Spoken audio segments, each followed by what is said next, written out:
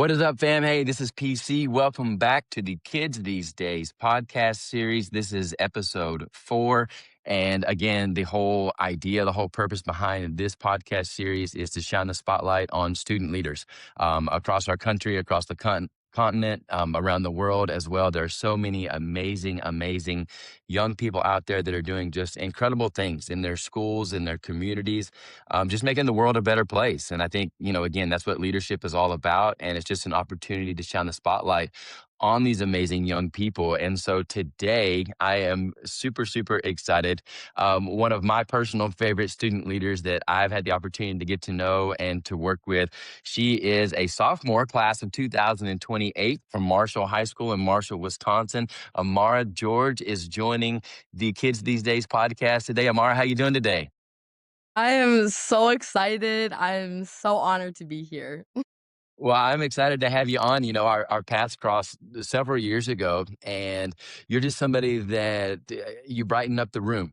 Your energy, your smile, your passion for doing good things and for being a great person. And so, when I first came up with this concept for this idea, I was actually talking to Miss Young about this here a week or two ago, and because she heard about it and she said, "Have you thought about having Amara on?" And I took a picture of the list of names that I already had written down. I was like, I've already got her on here. Like, she is 100% on my list. So I am super stoked to have you on the show. Talk just a little bit about yourself, Amara, and who you are and what you're all about and all the things that you're involved in. Um, Thank you, PC. I'm so excited. I cannot wait. But my name is Amara George. I'm from Marshall, Wisconsin. I'm involved in student council, Cardinal Crew. I lead a P7 club, which is a faith-based club with my brother. I am also a photographer, so I work behind the scenes as well and with social media and yeah. That's And speaking of photography, last summer at JRGC, we were in San Diego, and you hooked me up with some incredible pictures. And I know, like, I think my first question was like, did you take these? Because they were like so good. They're like high quality, high level. Like, how did you get into photography, and like what is that all about? So yeah, I love those photos personally. They're probably one of my favorite photos ever. And you're just always smiling. So I was like, I need to take a picture of this and it was perfect. But um I started getting into photography when I was in 7th grade actually. My church social media, we didn't really have a social media yet, and I was like, I love taking photos. I love capturing moments. And so I was like, this is gonna be one of my goals is to be a photographer. And so there's a lady in my church, her name's Hannah, and she is like a total photographer, total business. She's everything. And I was like, I want to be like that. Like that was my like inspiration. I was like, I want to be like that. So I started taking photos at church, and then I went to a JV football game, I think, and I brought my camera and I started taking photos. And ever since then I've been taking photos and yeah. And they're so, like I said, they're so good. Like the quality, like it's on another level, especially for a young person like yourself. And so then, in addition to that, I think that I've seen you post on social media that you also do like senior portraits, and like you're Yeah. doing like legit professional things. Yeah. Yeah, I do senior. I have basically my own business. I just got business cards. Yeah, So it's legit, man. I love it. it So is yeah, legit. I may be putting you to work here this summer at JRGC as the official photographer Perfect. or something. Like so. Videography, I'm down for it. Let me know. There you go. There you like. Sorry, Miss Young, she can't present this year. She's going to be taking pictures instead. No, that'd be cool. Literally. That'd be cool. And so let's talk about leadership specifically and what made you want to get involved in leadership? How did you know, like, hey, I can do this. I can be a leader at my school? I'm gonna be honest, at first, I did not know I could be a leader. I truly thought that, like, it had to be someone who was, like, not really like me and more different and more, like, involved kind of in a way. But really my start of leadership started my 8th grade year. Miss Young, my amazing Renaissance teacher, she, she has a class in high school where it's called Cardinal Crew. It's our Ren, Renaissance class. And, so she brought a little bit of that class down to the middle school. And my 8th grade year, I decided, I'm gonna take a step and I'm gonna do it. And so I got in and, I we were helping with monthly challenges, we help with all the Renaissance needs. But that spring, I was talking Miss Young pulled me aside and she was like, "Hey, um, I would love to have you be a part of JRGC with us this year coming into your freshman year." And, at first, I was kinda like, "Oh, this is kinda scary," but, if she sees it, like, I wanna see what my someone sees, right? Like, I wanna be like that. And so I was like, "Yeah, so I guess so." So I took that step, went to JRGC. I actually heard you and speak about, "I see you, I hear you, I love you," and that really just stuck with me as just a human being and a person, like, I love that, like, that's just what I want everybody to feel and everyone to feel in a high school, so, yeah, that's how it That's so started. cool. And so let's talk then more about JRGC. You've been to 2 conferences already. You're Yeah. coming again this summer to Orlando for your 3rd JRGC. And we were talking Yeah. before we went live here that as a sophomore, you have a chance. I don't know what the official record is. I'm sure we could look it up, but like by the time it's all said and done, you may have the record for the most JRGCs attended by a student leader. Talk about the conference experience and what that's like from your perspective.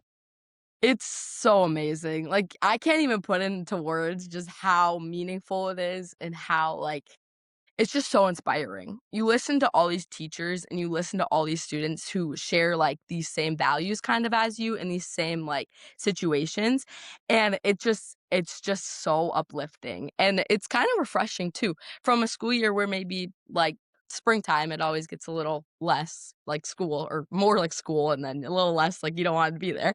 But, it's so refreshing because you may be burned out, but listening to those teachers inspire you in how to be more, like, be more uplifting and stuff is really just amazing.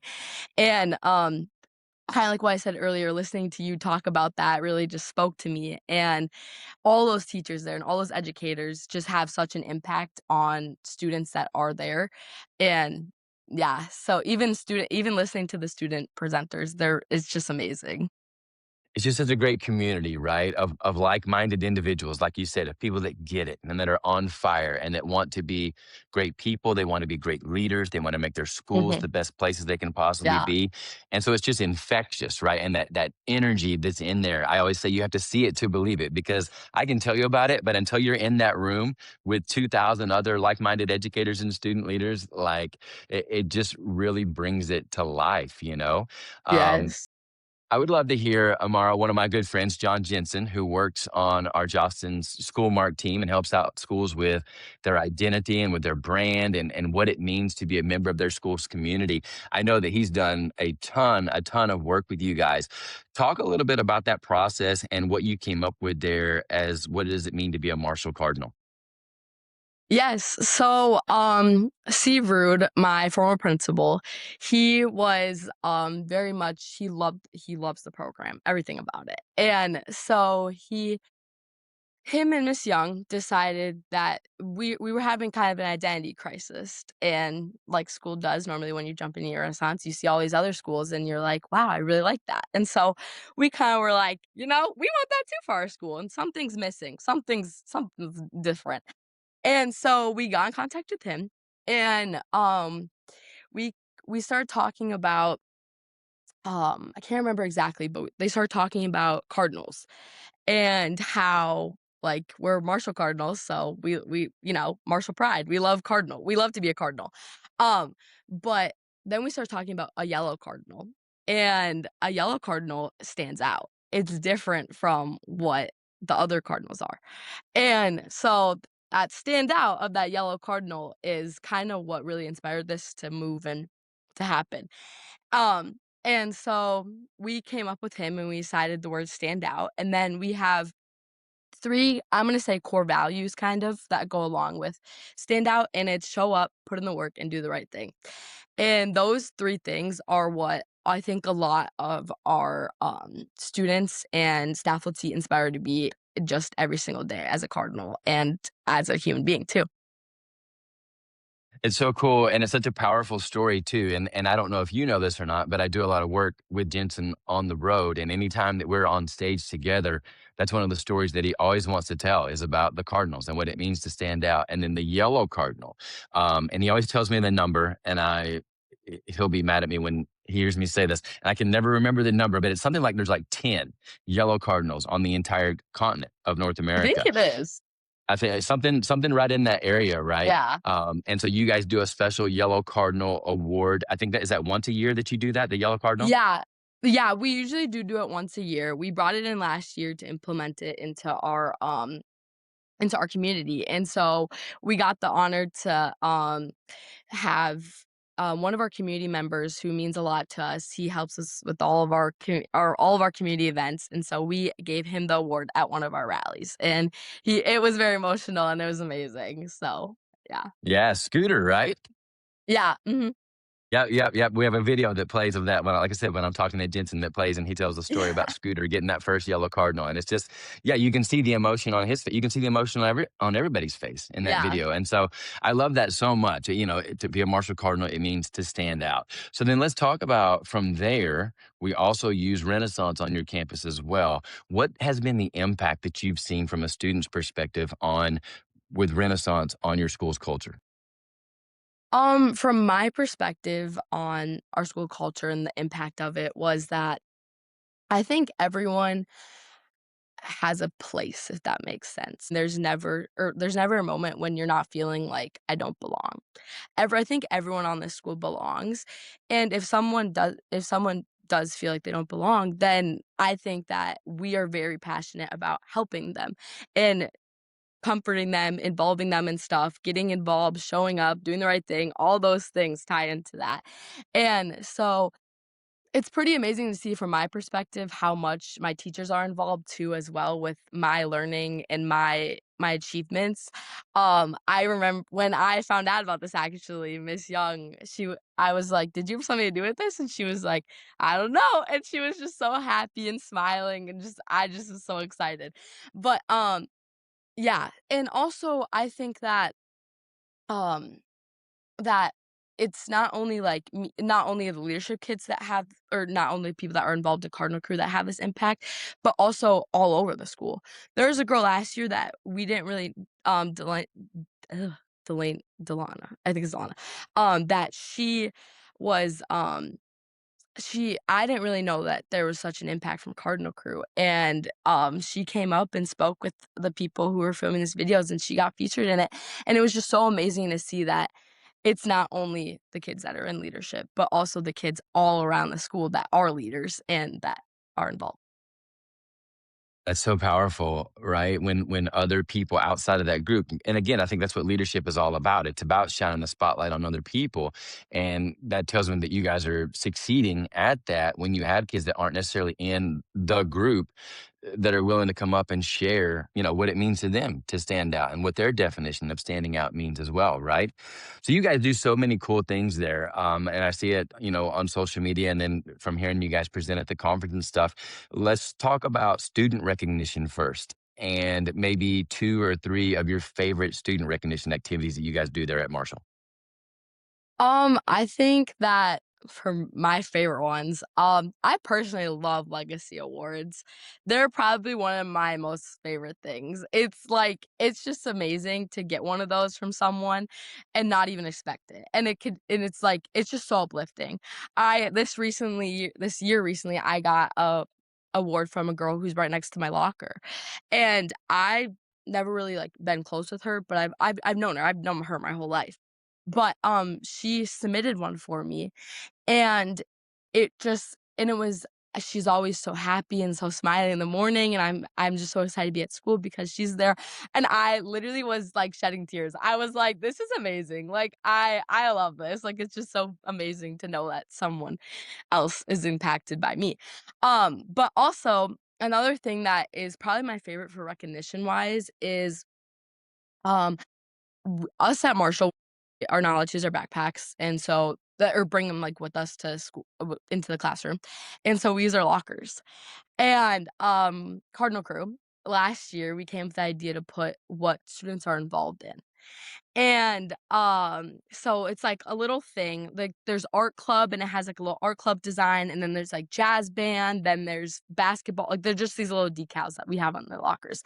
And I think it's so amazing to see everyone involved, and the recognition that everyone feels and sees that, like, someone, like, did that for me and, like, sees, like, what they're involved is just so amazing. And so those are my 2 favorite things probably.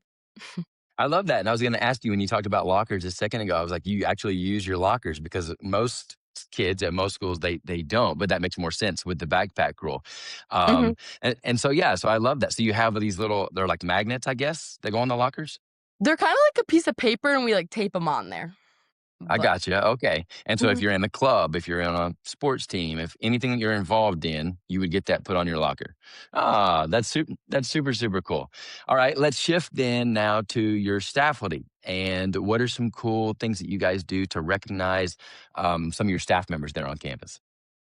I'm really proud of how we recognize our staff. We do a lot to recognize our staff, and it's just so amazing to see them all be so happy about it. But once again, we do our tireless awards, and so that's students who send in, not really send in, but they have a piece of paper, they can fill it out, they can do it online too. And it's like, why would you stand out or why would you shout out a teacher? And so it's like shouting out teachers and why do they deserve this award? And they're all just so positive and so kind, and it's just amazing, and our tireless reward is it's a gold tire, and, and they get, like, a little plaque with their name on it, and it says, like, "Tireless award goes to," and it's amazing. But so that's one of my favorite ones is definitely tireless. And then also, we do a lot of recognizing, like, kinda national holidays. That's something that we're passionate about, like, Teacher Appreciation Week, School Bus Driver Day, um, lunchroom staff day, like, all of those events. We wanna recognize them, so we give them usually, like, a poster, and it says, like, "Thank you so much for all you do," and it's a cool design because there's a lot of people in Marshall that are just so creative. It's so, artistic, which is not me, but they are. Um, but they're just so it's just so involved. We just love to be involved with everyone and with our staff. And so, yeah, that's definitely how we like to recognize them. That's so cool, and it takes all kinds, right? Like, I'm not artistic, like, I would say I can draw a stick man, and you don't wanna see that, like, it's not good, but it takes all kinds, right, to keep the bus rolling and keep it moving forward, you know? So, that's a testament to all of you and the amazing work that you guys are doing there again, you know? Um, I would love to hear from your perspective, Amara.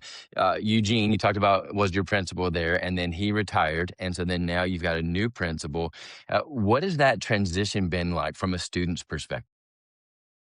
That transition, it's been a roller coaster. Our new principal, he's amazing. Mr. Herrick is really such an amazing guy. Also another thing is he was our middle school he's over middle school and high school. So he's already had the renaissance in his school, like when I said my 8th grade year. And, so I think it's very much like meaningful that I have such a principal that I like will help us and wants to see this happen and this leadership happen. And so that's just really amazing. And so I'm very thankful for that. And yeah. It's awesome. It makes all the difference in the world, right? When you have the support Mhm. from the top down. And I love too the familiarity piece that you talked about there, that you knew him from the middle school already. So it wasn't like brand new, like somebody from the outside that you had no idea who they were and they, all those things. Because sometimes change can be difficult, right? It can be difficult for the students, it can be difficult for the teachers. Like it creates anxiety naturally, all those kind of good things. But from everything that I've seen and what you're saying right now, it sounds like it's just been a smooth transition and you guys are just rocking and rolling right along.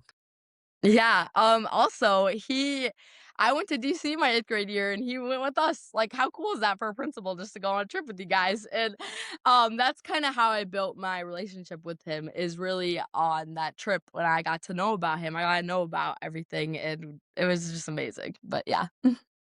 I love that. One of the things I always say, Amara, is that the magic happens outside the classroom from a teacher's Mhm. perspective, right? Like, obviously, the Yeah. instruction takes place in there, but those relationships that you're talking about, going on a trip, and it doesn't have to be like this extravagant trip to Washington D.C., right?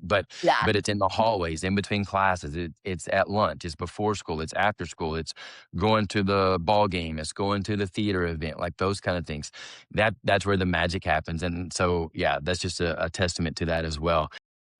You are involved in a million different things, right? You talked about the P7 club and Yeah. volleyball and Renaissance and photography, and obviously you have academics on top of that. Um, for young people that are watching this right now, what advice, what strategies, how do you find balance? How do you fit it all in and keep your priorities in line? Um, I it's I had to learn this my freshman year, is that it's okay to have fun, but don't let that all consume and then forget everything else. And that was something that I had to learn. But after learning that, I think that I now like, high school's a journey. You're gonna learn new lessons every single day and every single year. And so my sophomore year, I got more into classes that were probably a little more harder and a little more challenging, but I knew I could do it. And I have an amazing support system at my high school that are so willing to help me learn the way that I learn and help push me to be the best me. So knowing that I can ask for help definitely helps me balance all that, because I know that, if I am struggling with something that I have more than willing teachers to come and help and just help assist me with my need. But also, another thing is that I think about my brother recently said this actually, your for athlete perspective is you're a student before you're an athlete. And keeping up with grades, is definitely something that as an athlete, it can be challenging. But if you have the right mindset and the right push to go that direction, it will definitely help you, with both of them. Great answer. Great answer. Let's talk about volleyball. And when do you do volleyball in Wisconsin? When's the season? Volleyball is, like, it's all summer, like, all there's all, like, warm open gyms, practice like, there's just those little things in the summer that, happen, and then the season starts, like, right at September, like, the 1st week of September is the first volleyball game, so, yeah. Gotcha. Okay, so then being involved in a team like that, especially at the high school level, what kind of leadership skills have you taken from athletics that have helped you as a leader, as an individual on your school's campus as well? Like, helping your team stay positive and helping your team, even when you're losing and being about that, but encouraging, really impacts everyone. And as a leader, doing that and taking that responsibility of being like, "Hey, next point, we got it. Let's go," is really just encouraging. And even as just a player, not even as like a leader, that's just something that sticks with me. And that's just something that is really amazing. And you can bring that on and off court. That same encouragement can happen on a biology test. "You got it. Let's go. You got it. You got it." Like that encouragement really just speaks. I love that. The next point, right? Because I'm a baseball guy, and so for me, it's next pitch, right? Like you got to be able Mhm. to wash Yeah. it, because there's no going back, right? And so the same kind of Mhm. concept there. Next point, and if that's your mentality, not just on the volleyball court, but in life in general, because life's going to knock you down, right? Like it happens. Like Yeah. that's just it happens to all of us, right? But if that's your mentality, that next point mentality, I love that. That might be something you need to trademark right there, man. That could be really cool. Talk about, from your perspective, being a teenager is hard, right? Like it's, you guys have challenges and you deal with so many things that Lord knows that I didn't deal with when I was a teenager. What are some of the things that, what are the pressures that you face? What are the things that stress you out, from a teenager's perspective? I'm gonna say for me personally, in the beginning, it was to be different. That was a stressor for me because I really didn't want to be different. I wanted to fit in. I wanted to be the person that was like in the group, the one who was always there and had one group. I always wanted to be that person.